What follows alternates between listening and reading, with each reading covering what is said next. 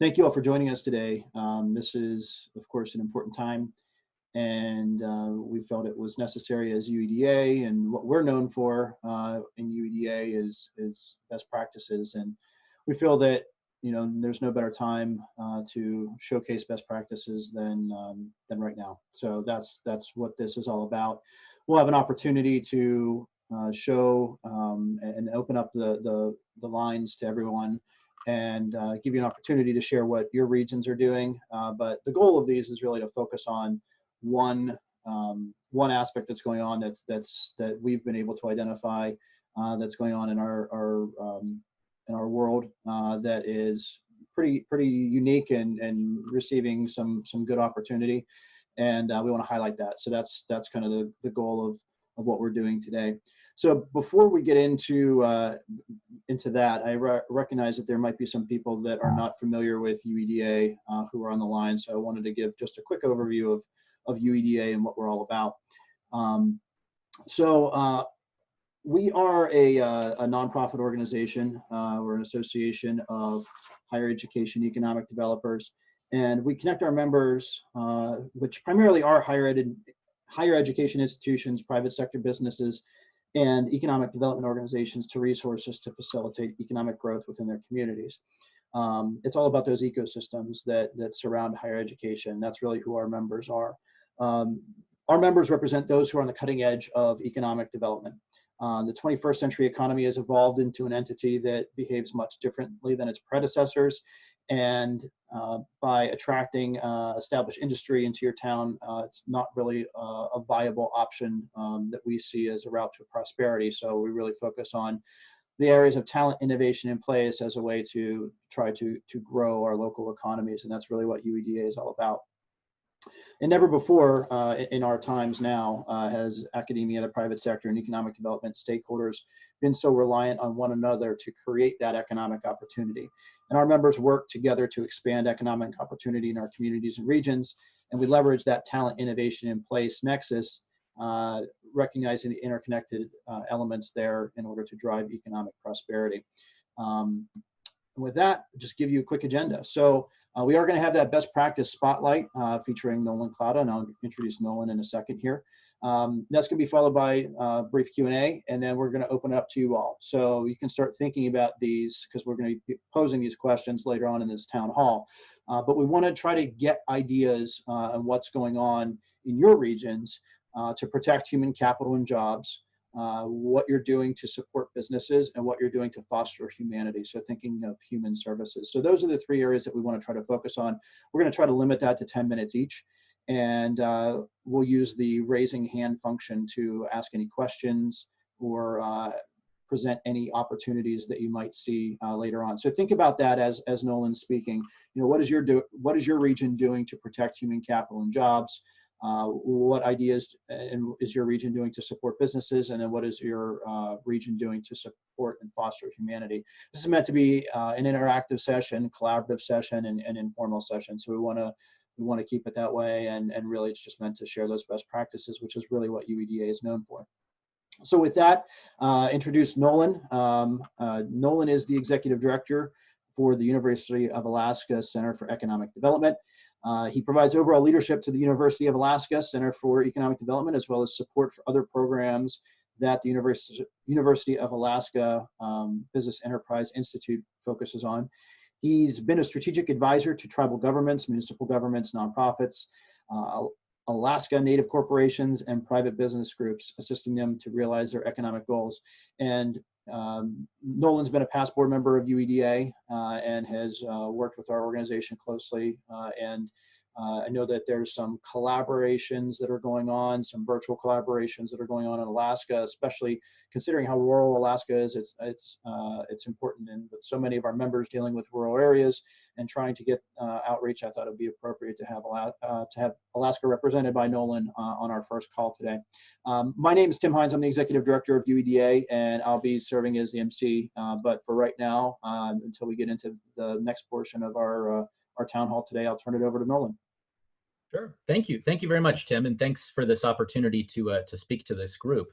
I think when this crisis hit, we started to see pretty fast that we were running out of synonyms for the word unprecedented, right? That we haven't seen anything like this before. That this has become, in terms of the economic effects, as well as the effect that this has on our healthcare system, especially the strain that it is putting on or is soon to put on it, and really a sort of pressure that's felt by society as a whole. When like my grandparents' generation dealt with World War II, it was an effort that actually mobilized the whole society around a challenge that you couldn't not participate in some way. And I think that COVID-19 has become that in a sense, something that requires our full mobilization. I liken this to we've obviously all of our regions have faced natural disasters before, but I think that COVID is a natural disaster that's hitting the whole planet at once. It's like a slow moving hurricane or earthquake that's hitting the whole planet, over a period of months. And so we're dealing with this kind of immediate term effect of all of this unemployment decline and of places that have seen their healthcare system surge and not able to meet in terms of capacity. We're setting records for stock market collapses. We're setting records for unemployment spikes. We're setting records for business closures. And in all frankness, I think that a lot of folks in the roles that we play as economic developers, within a university context, we don't. I mean, I don't have any pride or any shame in admitting to you that I don't really know exactly what to do, like many others. And yet, I've dug in with my team at the Center for Economic Development and with our partner organizations, and we've done the best, that we can. And that's something that we can talk about. And I think that probably many of you have similar stories to tell. To give you a little bit of background, Alaska has been in a kind of a bad situation economically for a few years. In 2019, we were coming off of a recession. About a 3-year recession that was caused by low oil prices. Our state doesn't have a very diverse economy, and so generally a collapse in oil prices that's sustained does lead to a downturn. We were in this fragile recovery last year, and then for COVID to hit, is really affecting us in a strongly negative way, along with the fact that oil prices have again crashed as there's been a price war between Russia and Saudi Arabia. So that's given us an extra strong economic effect. In terms of the actual virus, we have mostly been mild so far. We have less than 300 cases in the state that are confirmed at the moment. We've had about 9 fatalities, which is a lot fewer, even for our population than many other places. But we went into lockdown early, I think, more proactively, and I think that that's probably been a positive reaction. So, but it did mean that our businesses were shut down very rapidly, and we've now seen about 50,000 jobs in our state lost. About 15% of all employment that just disappeared in the last 4 weeks. And I know that nationally that's happening everywhere. Our share of it is a bit higher than the national average, though, for the percent of our jobs that have just been lost. And I think that further from that, we have a lot of seasonal industries too, like tourism, especially. That is basically, as far as we can tell right now, I think we're looking at a canceled visitor season. We have people want to come to Alaska in the summertime on cruise boats. In a lot of cases, we have 1 million cruise boat visitors a year, and a typical year, and whole communities that are built around that, and their local tax base and local businesses depend on it. And I'm terrified for what that means for especially those smaller communities. So when this all struck, I think probably like many of you, there was a long period of it seeming remote and distant. There's an outbreak in China, there's an outbreak happening other places in the world, but it doesn't feel close to home. I think when our team got sent home at the university, and I suddenly realized, wow, this is happening right here, right now. Belatedly, I realized the enormity of it, and so it started to occur to me that we needed to mobilize, that our team and our partners, this was going to become what we did for the foreseeable future, that COVID-19 was going to become, in many ways, our primary focus.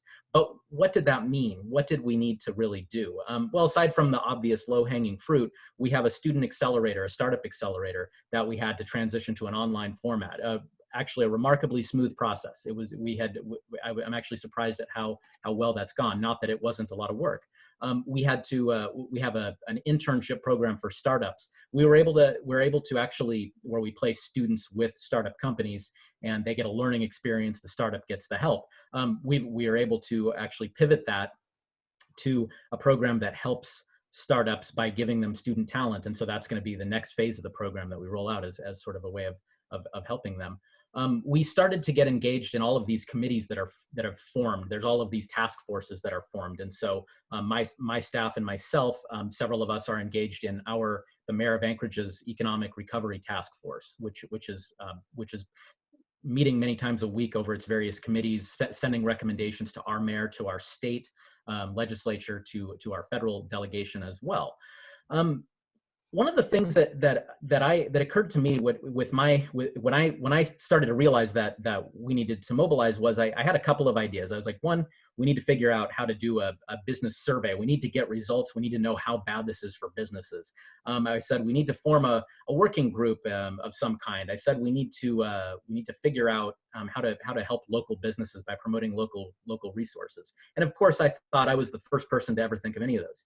And what did I find out as soon as I started making calls and asking around was that everybody had exactly those same ideas.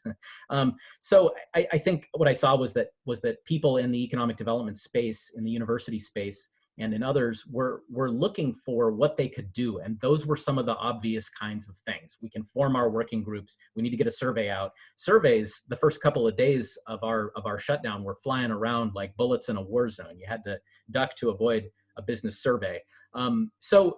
So what I did, though, is I brought together a group of our statewide economic development organizations. We have regional development organizations focused on a large region of the state. We have some others that are tied to, that are kind of your conventional economic development corporations that focus on a locality. We're a small state in terms of population. That's about 20 or so organizations altogether. I got them onto a call and just talked about, what is it that we can do here? How can we address this? And that group's turned into a recurring group. None of us had silver bullet answers, but it's turned into a really powerful coordination mechanism, I think. For instance, surveys, we share information on who's doing what survey, and the survey that went out in Anchorage got duplicated and went out in other communities, and so they didn't have to reinvent the wheel. The structure of Anchorage's local task force, which is a bit more organized. Anchorage is the largest community in the state, the most well-resourced community in the state. We were able to help other places around the state use that as a model. So I also advise the Fairbanks North Star Borough and the city and borough of Juneau, our next two largest cities, in their local responses and coming up with what they do. What's also happened with that group in its weekly meetings, we're actually having a call today. We have subject matter experts from our university system. We have an epidemiologist and an economist coming on, and our economist is obviously going to talk about what's going on with COVID in the economy and what the recovery looks like and the policy responses that have been done and what might be needed. The epidemiologists were really concerned about what future scenarios there might be. Everybody wants to know, when can we go back to work and when can we reopen the economy? We also have our Small Business Development Center on board, and our statewide director gives regular updates about what's going on with SBA loans, and they're obviously in the trenches in this situation and dealing with businesses that are in panic mode and doing excellent work there. So that group, and then next week we're actually going to get our congressional delegation. Our two senators and our one congressman are scheduled to join that call to talk to our group and get input. And these are all I think these are pretty important things, because economic developers as a group in Alaska, it's not a well-defined profession. We're not always the ones who are sought out when we should be, when it comes to issues of economic recovery. And so I think that this group has helped to elevate the profile of economic developers in the state and to elevate the professionalism that they represent. Otherwise, you do have a lot of people weighing in on the economy and what should be done and offering, in a lot of cases, dubious solutions, even if they're well-intended. We also have our state has a statewide economic stabilization task force that our governor formed, and he put in charge of it a former Republican governor and a former Democratic U.S. Senator, Sean Parnell and Mark Begich, and that group is making recommendations to the governor and to our legislature. That group also, those two also joined our calls, and so we've been able to get some good profile there, I think. I'd have to say too that we've been a good partner, and I think that partnerships are really important here, rather than the sort of egotism that can prevail of trying to be the lone wolf, or the one that does it all, or the one who gets all the credit, or whatever. And so I have to highlight that within our center, within our university, is part of the UAA Business Enterprise Institute, sort of an umbrella entity that houses our center, which we're an EDA university center, by the way. It houses our state small business development center. It houses our Alaska Manufacturing Extension Partnership, and several other programs, a procurement technical assistance center for government contracting. So all of these programs are very relevant right now and doing very important work. Something that we were able to help with is our manufacturing extension partnership director, and that's a very new program actually to us. My colleague Alyssa Rodriguez has done some really, I think, brilliant work to mobilize local manufacturers in Alaska to create PPE, to create especially face masks, aprons, coverings, stuff like that. That's critical medical supplies that are in short supply. Alaska is not known for manufacturing. If we're actually just about second to the last for states as far as percentage of our workforce that's in manufacturing, and if you didn't count the heading and gutting of fish as manufacturing, we would of course be dead last. So that's what counts as the majority of our manufacturing is fish processing. So we're not exactly the kind of place that I wouldn't have even thought we had the ability to make basic things like this. But Alyssa was able to do a couple of things to assess the capacity of the manufacturers in state, and we've got metal fabrication shops that are making plastic face coverings, for instance, like stuff I wouldn't have guessed they could do. So she assessed that capability. She acted as a liaison and is continuing to act as a liaison with our Health and Social Services, our state Health and Social Services department, to assess what they need, and is organizing the procurement channels for that. And on top of that, she managed to get our legislature to adopt 11th and 11th hour amendment. Literally, when the legislature was in a conference committee reconciling the House and Senate versions of a COVID relief bill, Alyssa managed to work several channels to get language inserted into that bill to release, to waive liability for PPE that was made locally for both the manufacturers of it and for the hospitals that use it, so that they could safely use local, or so that they could use local supplies that met medical criteria, but that didn't have time to go through the necessary certifications.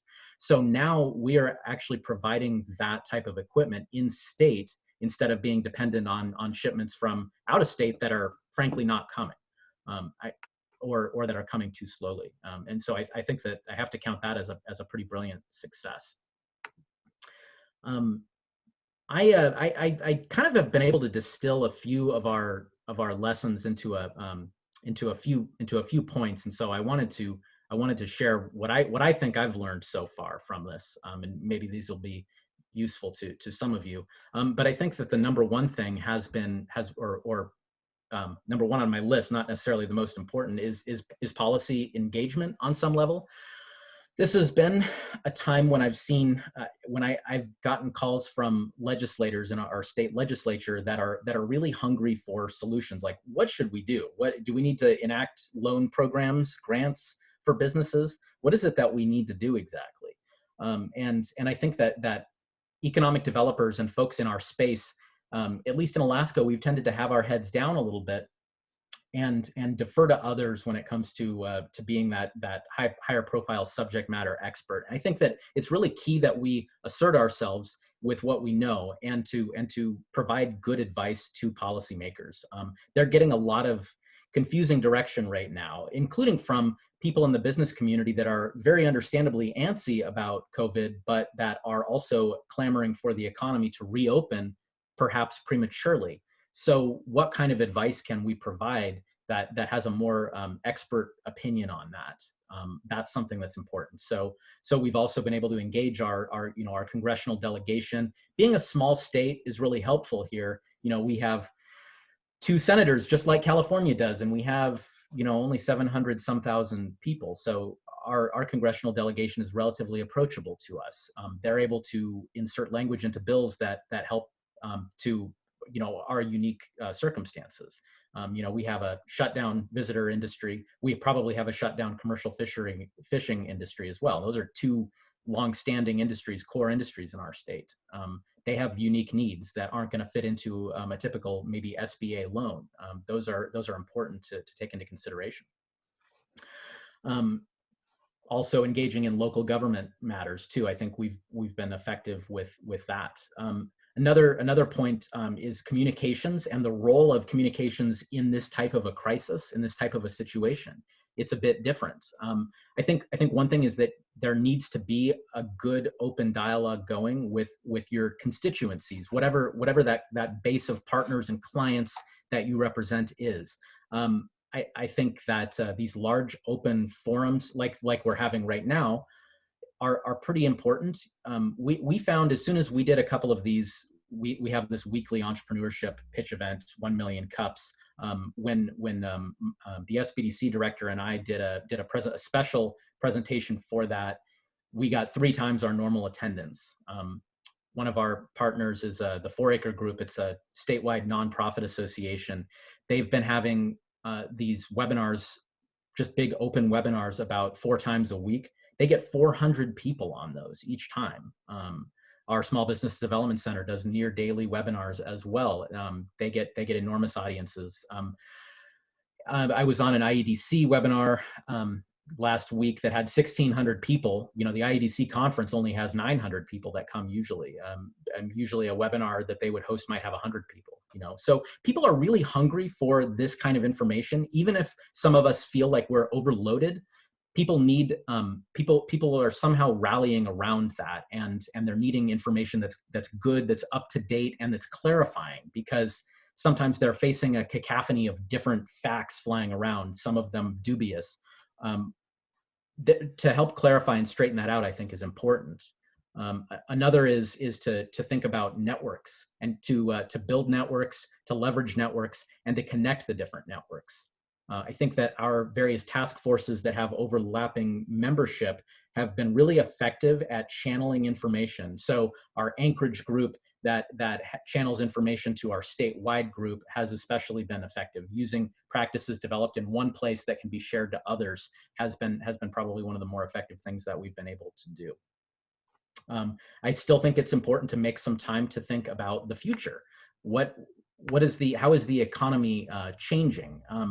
What's going to be different in the future? After 9/11, it took 2.5 years before air travel fully rebounded in terms of passenger counts. What does that mean for other industries in the travel space, or in places that maybe have a shock due to COVID? Is there going to be a psychological effect where people are afraid of crowds even after it's safe? And how long do we have to be afraid of crowds?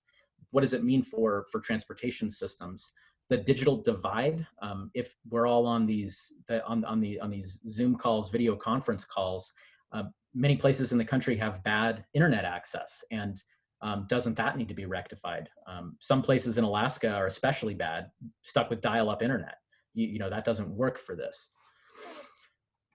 And then I think lastly, point that emphasizes is that this crisis helps to underscore the pivotal role of our universities. And of course, we're going to say that, but I think if you look at the fact is that organizations like ours, our broader Business Enterprise Institute that contains our Small Business Development Center and us, that's the front line for businesses right now. That's the most critical program for small businesses to get assistance. There isn't anything else that's quite like it, and that's a university embedded program. What about the economists who are interpreting the situation? They're within our university. What about the epidemiologists and the public health experts? They're within our university. Who trains the nurses and the providers? It's all university. So it'd be really hard to overstate that that it's important, that role, and also probably an under-celebrated or under-sung role too. I don't know if many communities are understanding how many ties the university has to this situation and to its response. So those are some of my comments for right now. I think we're going to have Q&A, and so I'd be happy to hear any questions and to hear what you all are working on. Yeah, thank you, Nolan. I appreciate that. Yeah, and I'll ask folks to type into the Q&A function within Zoom if you have any questions for Nolan. Appreciate it. One that I have is, do you think that the leadership role that the university is playing right now in this current state of affairs will have long-term positive impacts on the view of higher education in the state of Alaska? I would love to be able to tell you definitively yes, but I don't know that for sure. I really don't. I don't know if our university, and maybe this is true of many universities in general, I don't know that we're that great at telling our story. I don't know that we do it in a cohesive way. Universities are often guilty of being very disjointed and very divided up into different units that don't really coordinate well. I think universities can be very decentralized, which is a good thing in many ways, but it also probably affects our communications and our messaging. Our system has suffered quite a bit from budget cuts in recent years. We've had with our state declines in revenue, we've taken some big cuts, and so we probably are under celebrated, and I don't know if that's going to improve. Now, in sort of the model that you've outlined, how much of that was perhaps already in progress or in process in some fashion or another prior to COVID hitting, and how much of it was just immediate scale up? Yeah, it's interesting. Some of the changes that I see with COVID are things that were kind of in the works that were moving slowly, right? We've been talking for years about the flattening of the Earth and the Thomas Friedman stuff, and how instant communications and instant information changes things. But the reality is that telecommuting has still been rare, still been relatively small, even though we have all the capabilities. Remote work hasn't been the norm. It's been the exception. When we're suddenly thrust into a situation where we have to work remotely, we realize what's possible. And that could have some interesting effects in our workforce, in our commuting patterns, and in where we live in relation to where our employer is located. I think that you could see some of those kinds of things accelerate. I actually found, I don't think our center, our staff, lost any real productivity due to this outbreak. All of us working from home, we could do almost everything except meet in person from home, but we can still do a lot of the communication we need. We can still do all of the research and other work that's necessary. That's a pretty powerful realization for me, at least. It's nice to hear you say that with a straight face and a newborn baby that's there at home too. So I can appreciate that. So yeah, I think that it definitely has opened up realities that we didn't know probably existed before. So thank you for that. And yeah, thank you for sharing comments. And if anyone does need connected, we got one from someone. If you can speak to how that the university is connected with EDA representative, especially with more funding to come from the EDA, and what you're doing to encourage that. Sure. So probably at least a handful of folks on this webinar right now. We're an EDA university center, so we've got kind of ongoing support from EDA, even though it's very small. And as the years have gone by, it tends not to be inflation adjusted, so it loses value. But right now, an entity like EDA and like many other federal agencies are getting a lot of relief funding channeled through them. So EDA has a baseline budget of about 300 million, at the national level, and it's getting about 1.5 billion now.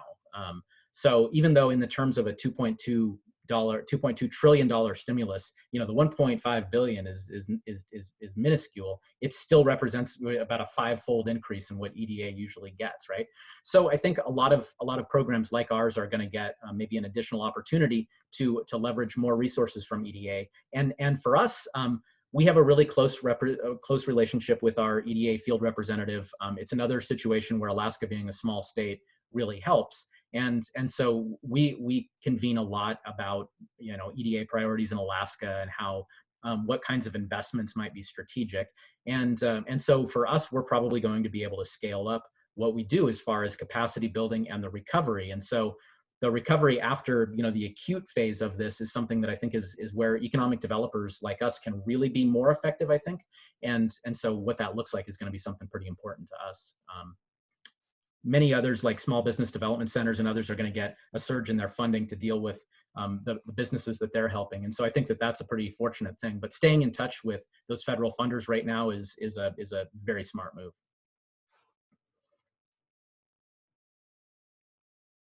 Let me unmute myself. There we go. So one more question, and then we'll get into the open forum.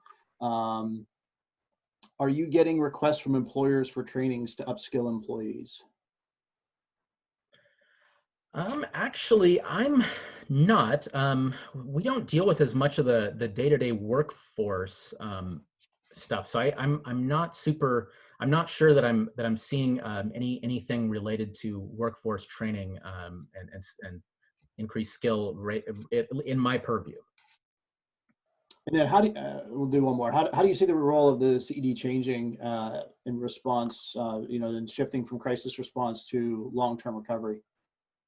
Yeah, and that's something I'm thinking about a lot without knowing for sure. I think our whole team has got that on their minds to at least some degree. What I think has become clear, though, a couple of things is I think that focusing some of our efforts on capacity building for economic developers and in kind of increasing the professional strength of economic development is something that's probably that is going to be really important. We don't have, our economic developers are mostly a mix of folks that came from other backgrounds and maybe didn't really get much formal training in economic development. And I think that we could be very effective, for our communities if we know more about the tools and practices of economic development and how to apply them in an Alaska specific context. And so I think that's going to be one of the things that we help with and focus on, and provide maybe more services to our kind of smaller economic development organizations that don't have some of our capabilities in terms of research and training of entrepreneurs and disseminating of information and communications. And one more.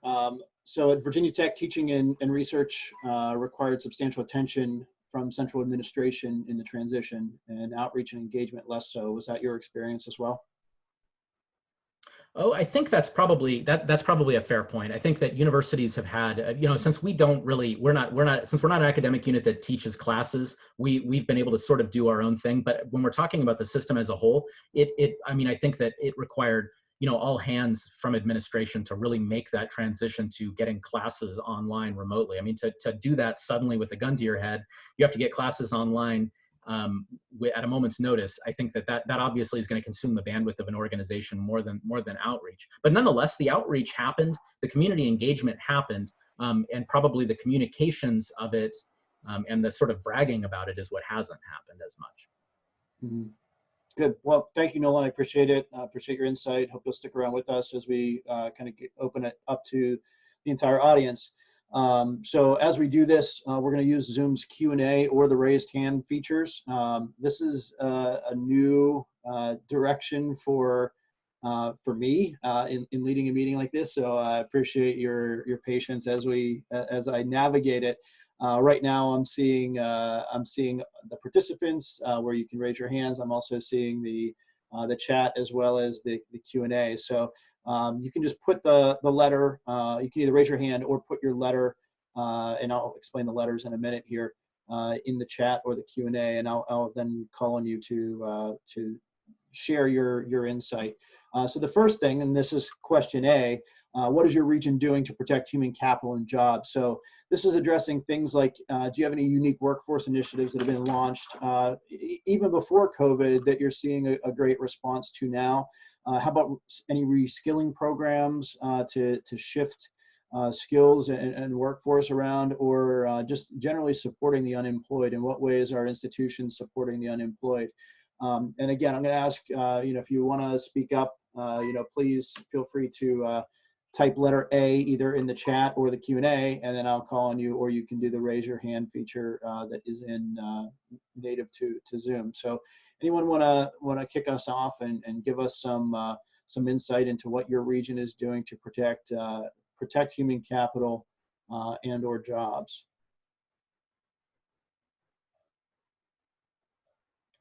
I'm not seeing anyone right now. So what we'll do, oh, I got one, hold on. John, I'm allowing you to talk. Let me unmute you here. Yes. There you go. Gotcha, John, thank you. Hey, great. One thing we've been working for the last couple of weeks with our med school and health districts to stand up some testing capacity, which doesn't really exist in our part of the state. We are expecting to be able to pull some largely or significantly underemployed folks into that. And that's hopefully going to kick off, probably going to get the money moving like next week. We got into this because the university has the only labs that would be certified for that kind of processing in the western part of our state, and it's yeah, we'll see how it goes. I think we'll be up to like maybe 2,000 tests a day if it's works like we plan through the rest of the summer. No, that's great. Thanks, John. I appreciate that. Yeah, and there's I know in touring different places around the U.S., there's so many of those opportunities for existing infrastructure and not just reskilling human capital and jobs, but also reskilling that infrastructure to make that happen. So we're going to go to Eddie Pauline. You there, Eddie? Thanks, Tim. So my observation is that Ohio State's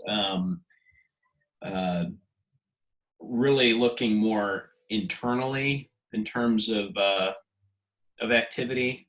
It seems like most, if not all, of our kind of senior administration is quite distracted with just sort of ensuring the university sustainability. So in terms of outreach, we haven't seen that much, but we have set aside some funding, mostly for financial support for students that are in need.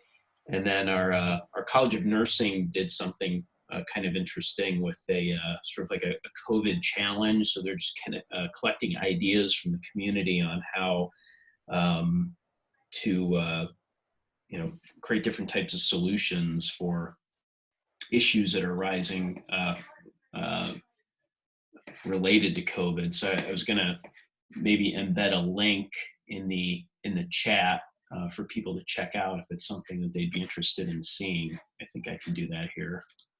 Yeah, that's great. And what format are you? How are you collecting that information? It's an online dashboard. There's an idea submission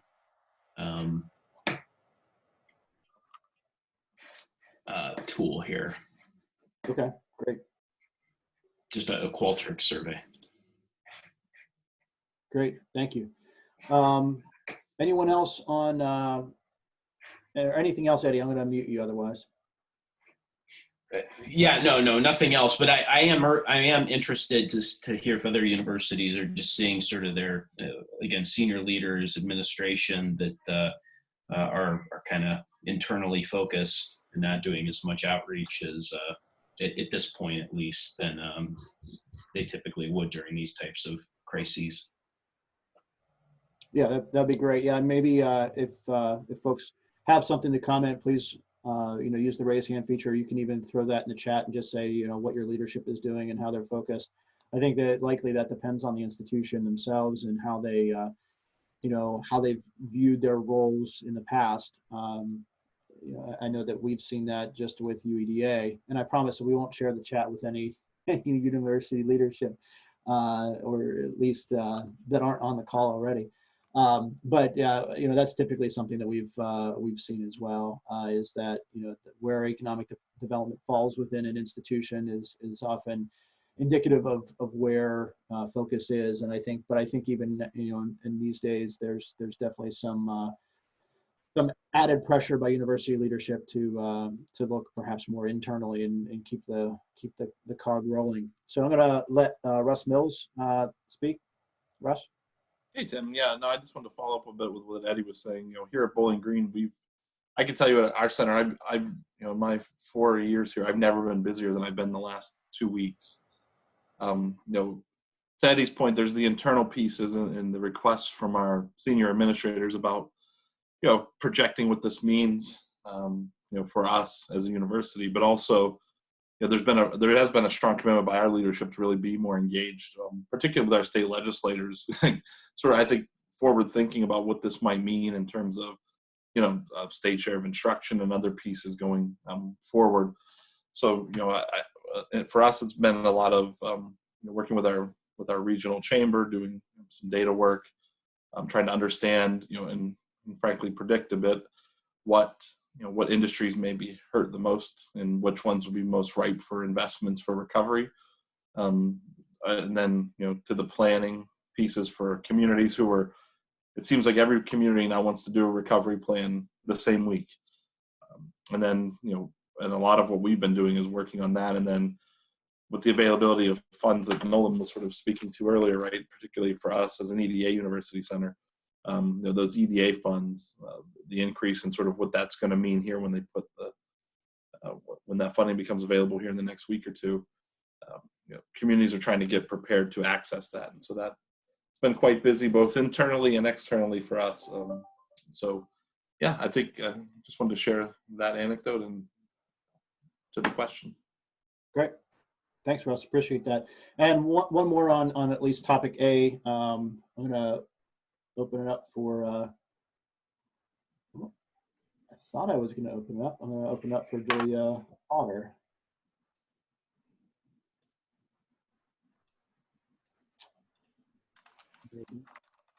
There we go. Hi, Julia. I'm going to unmute you. There you go. Oh, great. Thank you so much. Hello, everybody. I just wanted to share and really build on the comments. Definitely at Cal State Northridge, we have 40,000 students. So the economic enterprise, inward looking, we really feel that is definitely exponentially about driving economic engagement regionally. So definitely there is a focus on taking care of our students. We have the highest number of Pell recipients on our campus. So that clearly is a focus for leadership and really for everybody about taking care of students and what that implies regionally for the economy in terms of talent and placemaking strategies. But I wanted to share that at the CSU level, the system level, they're looking to our extended ed units. Extension in the CSU is always about market-driven engagement, regional demand, particularly around workforce.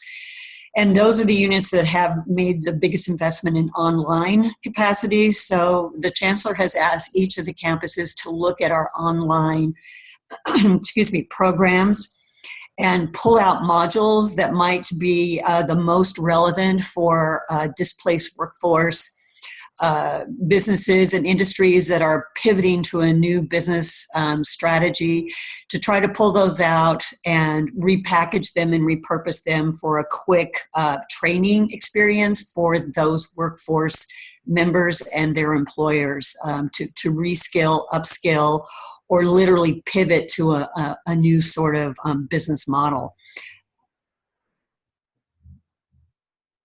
Great. Thank you, Julia. Appreciate that. All right, so we're going to keep things moving and go to the next one. So this is question B. So what is your region doing to support businesses? And I know that there's definitely some overlap in some of the conversations we have relative to not just workforce, but also businesses and even, the last question that we have. But, are you seeing anything as far as shifting and support for shifting to e-commerce? I know that we've got some initiatives underway here in Pennsylvania that are trying to make businesses more omni-channel that have traditionally been brick and mortar. So are you seeing anything there? What about business owner training and technical assistance, assisting businesses to remain relevant? Surveys that are going on. Is there anything that that you're seeing in your regions or you're supporting in your regions that are really driving that keeping businesses open mindset? Using the raise hands feature or just typing the letter B in the chat or the Q&A. I'm happy to call on you and add you to the leaderboard. I didn't even know that that it did this, where folks are added to this main panel, I guess. So I'm happy to invite you to the panel and offer your insight in what your region's doing to support businesses.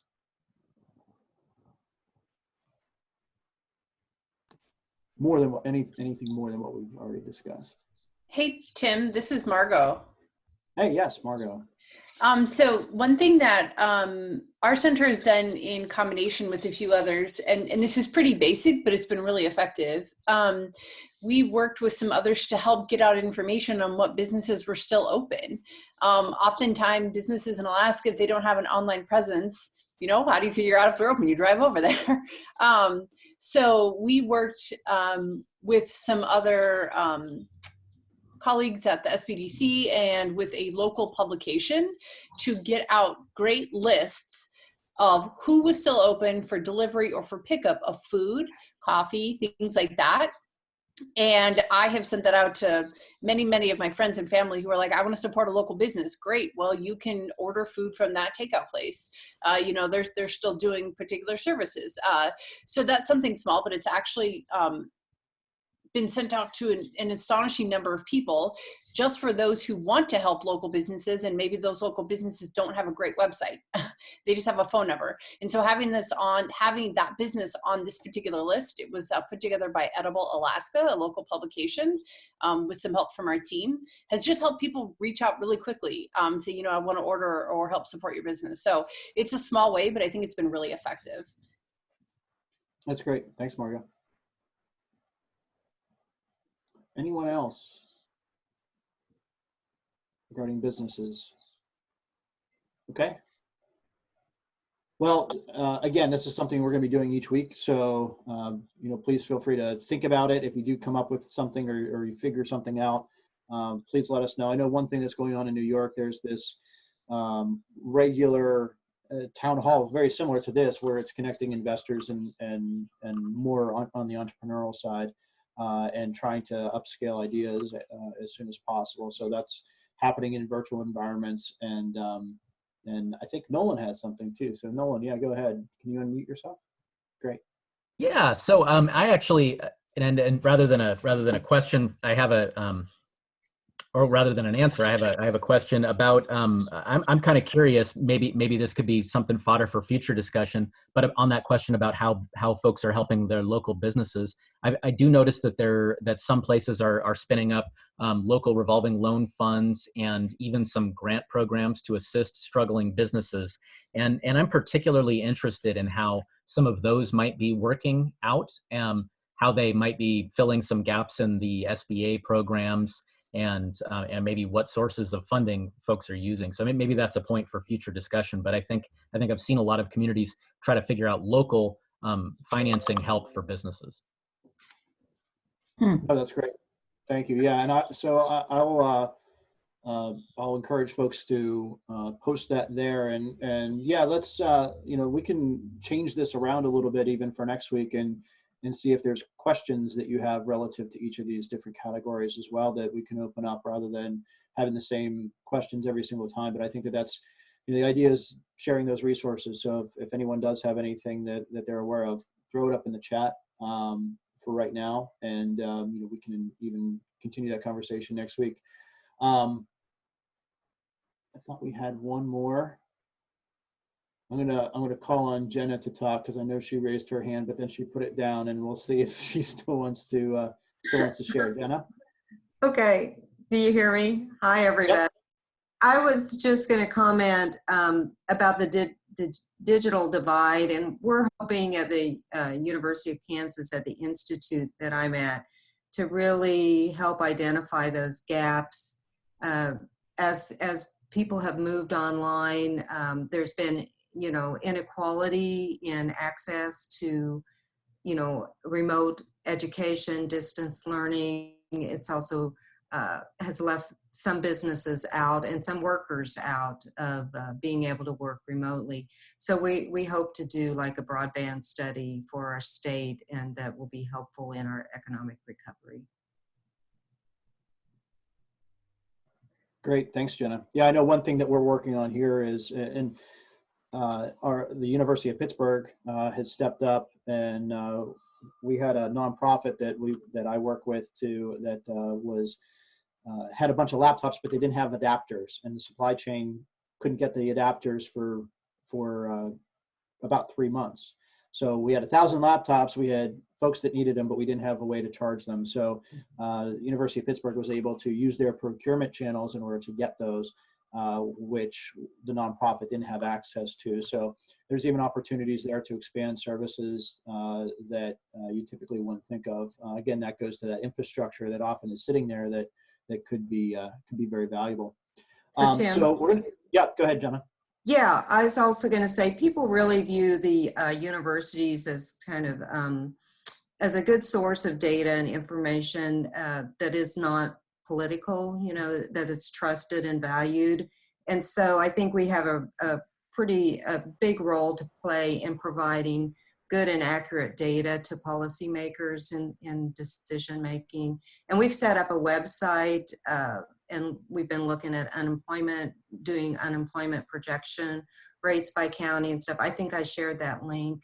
And so I think there's definitely a role to play in informing policy. And our director of our institute, she's an economist, and she's been asked to be on an advisory board to the governor for the state of Kansas that will help aid in the economic recovery. So we are this source of unbiased data, and I think it is really quite a role that universities can play. No, that's a great point. That's a great point. I appreciate that. And lastly, we only have a few minutes here, so we'll ask for just a quick comment. But does anyone have anything that is focused on what is your region doing to foster humanity, or thinking of things about supporting connectivity, human service issues, any other things that have been illuminated by the crisis, homelessness, those sorts of things? Is there anything that institutions are doing or that you've seen within your regions that might be valuable to share here? Again, using the raise your hand feature or otherwise.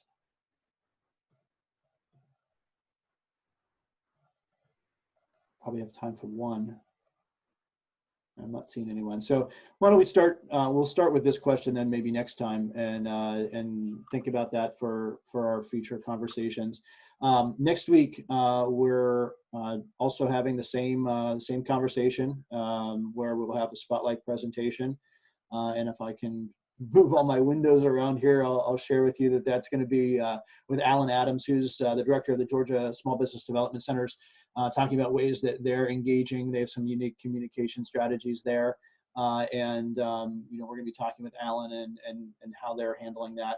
And we'll close. I actually see Eddie is raising his hand, so we'll have Eddie give the final idea here. Well, not really an idea, but a question, Tim, is Sure. is we encounter things that might be interesting to people outside of this call. Should we like email them to you or post them somewhere, or what would be the best way to socialize those things? And I didn't even coordinate this with you or pay you to say this, but our next slide, perfect segue. We do have a LinkedIn COVID-19 discussion group, so please feel free to post on there. There's 32 members in there now. We're sharing ideas. There's others we're constantly trying to promote to it, so please make sure that you join that. If you search for UEDA COVID-19, that'll come up. Share them there. If you have ideas for the spotlight presentation each time, please feel free to share them. If you don't want to share them directly on LinkedIn, you can email them to me and I'll take care of that. The idea is to keep the conversation going. So we don't want it to be limited to these calls, but we don't want these calls to be in the way either. So, we'd like folks to utilize the channels that exist to collaborate and network. So please feel free to post them to the LinkedIn channel, send them to me. Any way you can share those thoughts and ideas, and we'll make sure that they get spread around. Again, join us next week when we talk to Alan. Appreciate you all joining us today, and stay safe, wash your hands, and we'll talk to you next week. Thanks.